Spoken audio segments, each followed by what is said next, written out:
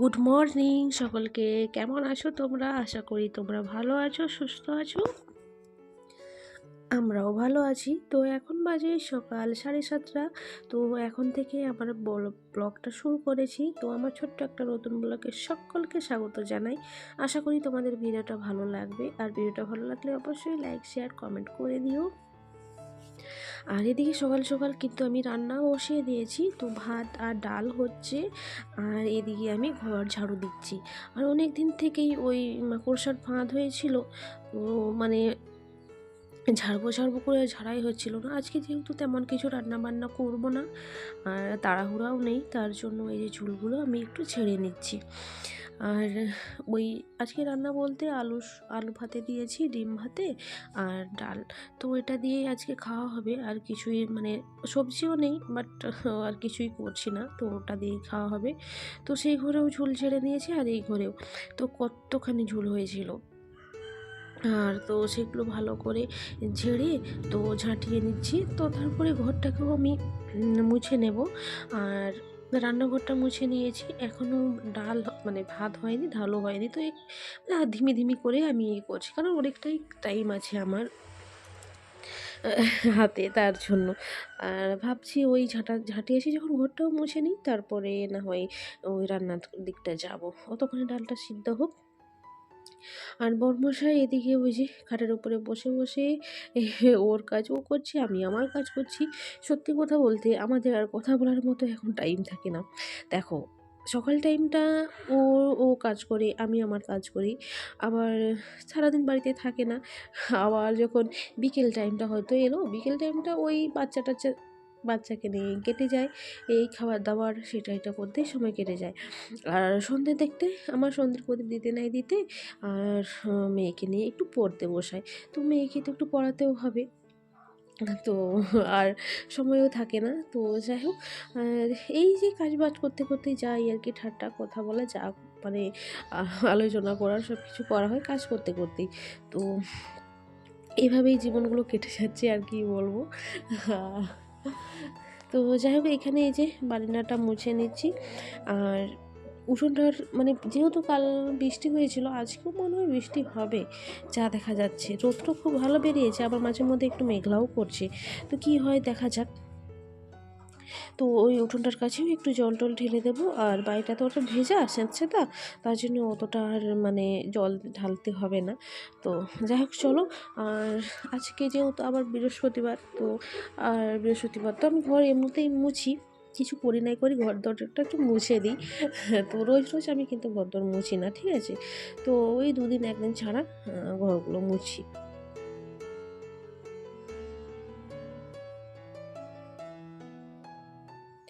আর ওই ঘর মোছা মানে ডান্ডিগুলো যে পাওয়া যায়, একটা ছিল আমার, তোমরা দেখেইছো আমার ছিল, বাট যেটা নষ্ট হয়ে গেছে। আর মেয়ে আবার কাঁচি দিয়ে কেটে কেটে সব শেষ করে দিয়েছে, সেটাকে ফেলে দিয়েছি। একটা নেব ভাবি, তো নেব করে আর মানে নেওয়াও হচ্ছে না। আসলে বাজারে যাচ্ছি না, ঠিক আছে, কদিন হলো বাজারে যাচ্ছি না। তার জন্য আর নেওয়া হচ্ছে না। বাজার গেলে তো মানে নেওয়া হবে, কিন্তু যাওয়া হচ্ছে না। আর গেলেও বরমশাই শুধু যাচ্ছে সবজি বাজার করতে, এই মাছ আনতে, এই মাংস আনতে, ওই যাচ্ছে। আর আমরা তো আর যাচ্ছি না। আর আমরা গেলে ওই সন্ধ্যে বিকেল টাইমটায় যাই, বাট এখন আর যাওয়া হচ্ছে না। তো ওকে বলি চলো, তো ও আবার ডেট দেয়। তো পরের সপ্তাহে, কিংবা পরশু, কিংবা পরশু, কিংবা কদিন পর, এরকম বলে। তো ওরকম করেও আমার আর বলতে ইচ্ছে করে না। তো জানি তো, শুধু টাইম ছাড়া আর কিছুই পায় না। সত্যি, নিজে যদি কোনো কিছু ইনকাম মানে কোনো কিছু করতে না পারো, বাট মানে আমি কি বলতে চাচ্ছি তোমরা নিশ্চয়ই বুঝতে পারছো। সত্যি কথা বলতে এটা মানে সব মেয়েদের ক্ষেত্রেই হয়, মানে যারা কোনো কিছু ইনকাম করতে পারে না। দেখো, যারা 10-5 টাকাও যদি ইনকাম করে, তাদের মানে ডিমান্ডটাই অন্যরকম হয়ে যায়। তো নিজের ইচ্ছা মতো নয়, যে শখ শখের জিনিস নিয়ে মানে নিজে ও কিনতে পারবে, বাট করতে পারবে। কিন্তু যাদের 1 টাকাও ইনকাম করে মানে করতে পারে না, ঠিক আমার মতো যারা, তারা কিছুই করতে পারে না, ঠিক আছে, জীবনে কিছুই করতে পারবে না। তো আমি এখন হারিয়ে হারিয়ে বসতে পারি। তো মানে ছোট্টখাটো জিনিস নিয়েও আমাদের তর্কাতর্কি লেগেই থাকে। ঠিক আছে? তো আমি বলে তো আজ, ও বলে তো ৫ দিন পর, এরকম। তো যাই হোক, কিছু কি আর বলবো, তাকেও দেখতে হবে। মাঝে মধ্যে রেগে যায়, আবার ভাবি রাগ করে কী হবে নিজে, মানে রেগে যায়। তো মাঝে মধ্যে আমিই রাগ করি, বাট রাগ করে আমি আবার নিজেকে নিজেই বোঝাই যে রাগ করে কী হবে। তো তো সব দিকটাই দেখতে হবে। ওর দিকটা ও ওর দিক থেকে ও মানে বুঝতে পারছে জিনিসটা, কিন্তু আমি আমার দিক থেকে বুঝছি, এরকম। তো যাই হোক, কিছু করার নেই। আর এদিকে এই যে আমি ওই ডালটা ফোড়ন দিয়ে দিয়েছি, আর এখানে পেঁয়াজ আর লঙ্কাটা ভেজে নিচ্ছি। আর উচ্ছে 2-3টা ছিল, তো সেটাকেও কেটেছি, আর সেটাকে ভাজা করে নেব। আর কালকে কালকে নয়, পরশুদিন চিনি এনেছি। চিনিটাকে এখনও মানে ঢালা হয়নি এতে, জারের মধ্যে। তো চিনিটাকেও আমি ওই ঢেলে নিলাম জারের মধ্যে।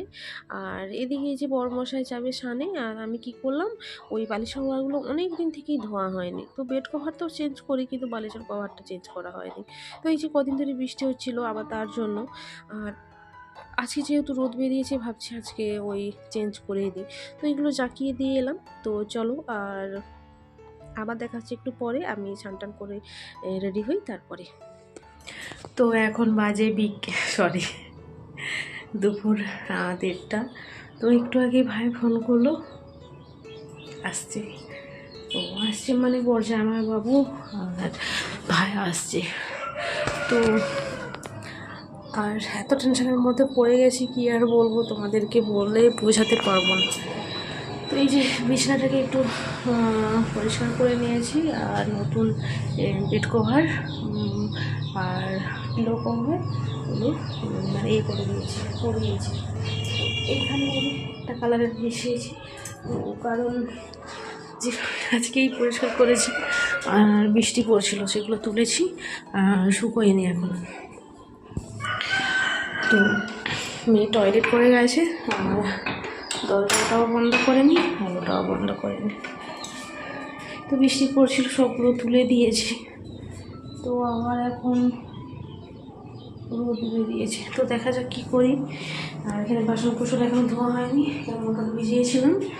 তো কি করব এখন খুঁজে পাচ্ছি না। আর যদি ভাত করি, এই দেখো সবজি কিছুই নেই। 2-3টা আলু আছে, একটা কাঁচকলা আছে, আর কিছুই নেই। আর ডালটা পর্যন্ত আজকে শেষ, মানে কি বলবো, বিপদের শেষ নেই, জানো, কিছুই নেই। তো সকালে যদি ফোন করতো কোনো অসুবিধাই ছিল না, আমি নিজেও মার্কেট চলে যেতে পারতাম, তখন ডাল ডিম টিম যে হোকটা নিয়ে আসতাম। এমন সময় ফোন করেছি, দোকানদারি সব বন্ধ। তো আস্তে আস্তেই ওদের কিন্তু বেজে যাবে 3টের মতো, হয়তো 3-3:30 মতো বেজে যাবে। তো আমি ভাবছি ঘুগনি করবো, আর ময়দাও তো নেই, আটা আছে। তো আটা লুচি করবো, ঘুগনি করবো, আর কালকে দুধ আছে, ওটা দিয়ে সিমাই বানিয়ে নেব। তো যেমনটা করে তেমনই সেবা করবো। তো আগে থেকে বলেনি যেমন, তো ওগুলো আমি ঝটপট কিছু আগে সব কিছু সেরে নিই, তারপরে দেখা হচ্ছে তোমাদের সঙ্গে একটু পরে। তো চলো, আগে এগুলো সব কিছু মানে দেরি করিয়ে নিই, তারপরে আবার দেখা হচ্ছে। চলো, আর যে বিছানাটা গুছিয়ে নিয়েছি, তো কেমন হয়েছে অবশ্যই তোমার কমেন্টে জানিও। তো এই বেড কভারটা না অনেক দিনে নিয়েছিলাম, আর শখের জিনিস। তো কেউ এলে তখন আমি, মুখটা অন্ধকার দেখাচ্ছে না, তো শখের জিনিস, কেউ এলে তখন বিছাই। তো আজকে বিছিয়েছি, কালকেই তুলে দেবো, আবার পরিষ্কার করে রেখে দেবো। আমার খুব এই কালারগুলো আমার খুব পছন্দ। তো শখের সাথে একটাই নিয়েছি। তো চলো, আর আবার দেখাচ্ছি তোমাদের সঙ্গে একটু পরে। তো এখানেই যে ঘুগনিটা বসিয়েছি, তো এটা ফুটুক। আর এইদিকে করছি আমি সিমাই। তো সিমাইটা আগে একটু ঘি দিয়েছি, তো ঘি দিয়ে তারপরে সিমাইটাকে ভালোভাবে একটু ভাজা করে দেবো, একটু লাল লাল হবে, তারপরে দুধটা দিয়ে দেব। তো কাজু কিশমিশ আমার কাছে এখন কিছুই নেই, তো হাতের কাছে যা আছে তো সেগুলো দিয়েই এখন এগুলো বানিয়ে নিচ্ছি। তো এগুলো বানানো হয়ে গেলে তারপরে আমি লুচিটা ভেজে নেব।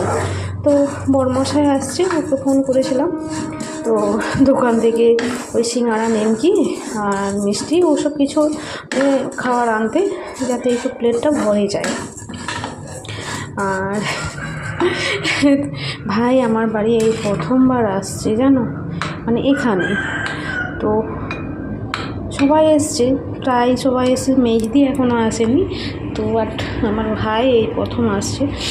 আর আমার ভাই না খেতে খুব পছন্দ করে, ছোট্টবেলা থেকে খাওয়া দাওয়া মানে খুবই পছন্দ করে, মিষ্টি জাতীয় জিনিস মানে যে কোনো জিনিস ও খেতে খুব ভালোবাসে।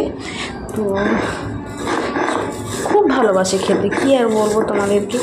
তো আমার ভাইকে তো হ্যাঁ আগের ব্লগে হয়তো তোমরা দেখেছো, যখন আমি বাপের বাড়ি গিয়েছিলাম, তো আমি একটু জিরেটা ভেজে নিয়েছিলাম আর এটা উপর থেকে একটু ছড়িয়ে দেব।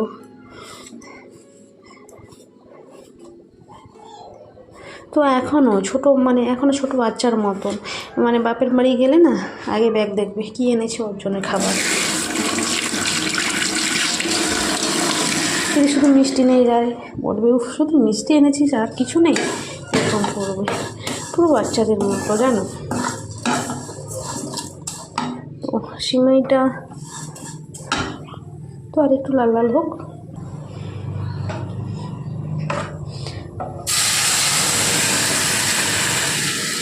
লাল হয়ে গেছিলো, এর মধ্যে আমি এই যে দুধটা দিয়ে দিয়েছি।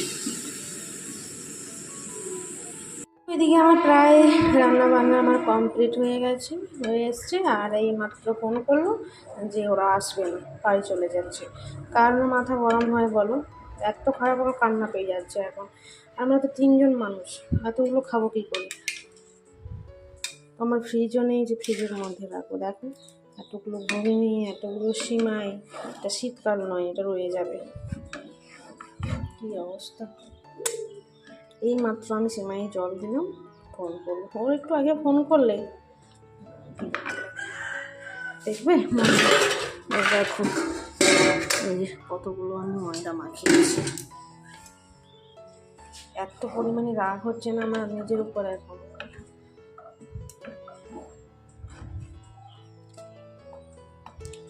কী করবো, যতগুলো খাবো নয় তো ফেলে দেবো আবার। তো চলো এগুলো করে নিই। তো এত মাথা গরম হয়ে গেছে আমার, আর ভালো লাগছে না এখন।